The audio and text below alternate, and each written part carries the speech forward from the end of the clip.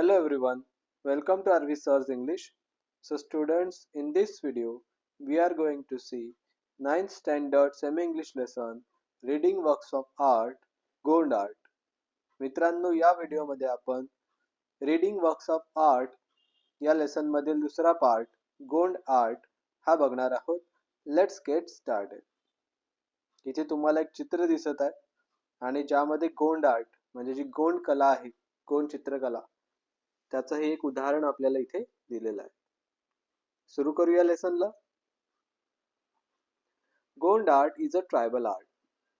Gond art ही एक आदिवासी कला आहे. It has been developed and preserved by the Gond tribal people. आणि ही कला डेव्हलप्ड म्हणजे विकसित आणि प्रिझर्व्ड म्हणजे सुरक्षित. ही जी कला आहे हिला विकसित आणि सुरक्षित ठेवलेलं आहे गोंड आदिवासी लोकांनी. Residing largely in the Madhya Pradesh, Maharashtra, Telangana, Andhra Pradesh and Odisha state of India. आणि हे लोक लार्जली रिसाइडिंग म्हणजे राहणे, हे लोक राहतात मध्य प्रदेश, महाराष्ट्र, तेलंगणा, आंध्र प्रदेश आणि ओरिसा स्टेट मध्ये.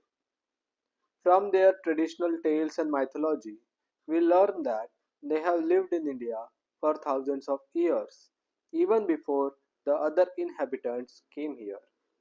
त्यांच्या ट्रॅडिशनल टेल्स म्हणजे पारंपरिक कथा आणि मायथॉलॉजी म्हणजे पुराण कथा यावरून आपल्याला असं लक्षात येते की हे गोंड आदिवासी लोक भारतामध्ये हजारो वर्षापासून राहत आलेले आहेत. Before the other inhabitants came here. इतर रहिवासी इथं येण्याच्या आधीपासून गोंड आदिवासी इथं राहत आलेले आहेत असं त्यांच्या पुराण कथांवरून आपल्या लक्षात येते. The Gondi language is similar to Telugu, a Dravidian language. त्यांची भाषा जी आहे गोंडी भाषा ही तेलुगू भाषेशी मिळती जुळती आहे, जी की एक द्रविडियन भाषा आहे म्हणजे एक साऊथ इंडियन भाषा आहे आणि त्याच्याशी मिळती जुळती त्यांची गोंडी भाषा आहे. Gond art has spread mainly in central India. Originally, people used to draw pictures on the earthen walls of their houses. Gond art हे मेनली सेंट्रल इंडियामध्ये म्हणजे मध्य भारतामध्ये पसरलेलं आहे, कारण जास्त करून गोंड आदिवासी लोक हे मध्य भारतामध्येच राहतात.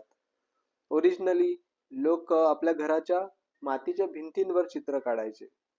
Most folk arts involve natural technique of preparing colours and use of several mediums. Mostly folk art म्हणजे लोककलेमध्ये natural technique of preparing colours म्हणजे रंग बनवण्याची नैसर्गिक पद्धत and use of several mediums आणि काही माध्यमांचा वापर हा केला जातो. They are transferred from generation to generation in a smoothly flowing process. आणि अशा प्रकारे या सर्व गोष्टी पिढ्यानपिढ्या जनरेशन टू जनरेशन ट्रान्सफर केल्या जातात in a smoothly flowing process म्हणजे अगदी सहजरित्या पिढ्यानपिढ्या या गोष्टी पुढे पुढे सरकतात. Gond art is no exception to this. आणि गोंड आर्ट सुद्धा याला अपवाद नाही आहे. A house decorated with beautiful pictures creates a pleasant atmosphere. सुंदर चित्रांनी सजवलेलं घर एक प्लीजंट ॲटमॉस्फिअर एक आनंदीदायी वातावरण निर्माण करते. Also art is a medium of recording and preserving what is seen. ज्याशिवाय कला हे एक माध्यम आहे रेकॉर्डिंग करायचं आणि प्रिझर्व करायचं म्हणजे जपून ठेवायचं. व्हॉट इज सीन म्हणजे जे बघितलेलं आहे. त्या लोकांना जे जीवनाचे अनुभव आले किंवा त्यांनी जे काही बघितलं ते त्यांनी कलेच्या माध्यमातूनच जपून ठेवलेलं आहे. त्यामुळे कला हे त्यांच्यासाठी रेकॉर्डिंग आणि प्रिझर्विंगचं माध्यम सुद्धा आहे. अशा प्रकारे कला ही सर्वच दृष्टिकोनातून त्या लोकांसाठी गोंड आदिवासी लोकांसाठी महत्वाचं माध्यम आहे. In folk arts, you yourself prepare the canvas, the surface on which you draw, and the colors with which you draw. लोककलेमध्ये तुम्ही स्वतः कॅनव्हास प्रिपेअर करता. कॅनव्हास म्हणजे काय? The surface on which to draw. ज्या सरफेसवर तुम्ही चित्र काढता त्याला कॅनव्हास म्हणतात. And the colours with which you draw. आणि जे रंग तुम्ही त्यामध्ये वापरता ते सुद्धा लोककलेमध्ये स्वतः तयार केले जातात. That is why creating folk art is the very enriching experience. त्यामुळेच फोक आर्ट क्रिएट करणे म्हणजे लोककलेची निर्मिती करणे हा एक एनरिचिंग म्हणजे समृद्ध करणारा अनुभव असतो. This richness is reflected in the choice of their medium. आणि त्यांच्या माध्यमांच्या चॉईस मधून निवडीमधून त्यांचा हा रिचनेस, त्यांचा हा श्रीमंतपणा, त्यांचा हा मोठेपणा जो आहे तो दिसून येतो. In the days of past, several things in nature, such as soil of different shades, the juice of plants, leaves, tree bark, flowers, fruits, and even things like coal and cow dung were used to prepare colors. जुन्या काळामध्ये विविध गोष्टी वापरून, जसं की विविध रंगांच्या माती, झाडांचा रस, पानांचा रस, झाडांची साल, फुलं, फळं आणि कोळसा आणि शेणासारख्या गोष्टी वापरून रंग तयार केले जायचे. The different colors, various textures and patterns were used year after year. अशा प्रकारे विविध रंग, विविध टेक्स्चर आणि पॅटर्न हे वर्षानुवर्ष वापरण्यात आले, leading a simplicity to the art, आणि त्यामुळे या कलेला एक साधेपणा प्राप्त झाला. When we see these pictures, we realize that a picture drawn this way or the other can look equally beautiful. जेव्हा आपण या चित्रांना बघतो तेव्हा आपल्या लक्षात येते की यानं त्या प्रकारे काढलेलं चित्र हे इक्वली ब्युटिफुल म्हणजे तितकंच सुंदर दिसते. What a deep thought this art conveys, and so easily. अशा प्रकारे हे आर्ट किती खोल विचार आपल्यापर्यंत पोहोचवते आणि तेही अगदी सहजरित्या. In Gone's style of art, we see that the outline may vary a little from artist to artist, but the designs that fill it make the whole picture look lively and attractive. Gond style of art मध्ये आपल्या लक्षात येते की जी outline आहे ती artist to artist कदाचित vary करू शकते, म्हणजे वेगळी वेगळी असू शकते. कलाकार आपापल्या पद्धतीनं आउटलाईन बदलतात, पण जी डिझाईन त्यामध्ये भरलेली असते त्यामुळे ते चित्र अतिशय लाईव्हली म्हणजे जिवंत आणि अट्रॅक्टिव्ह म्हणजे आकर्षक दिसते.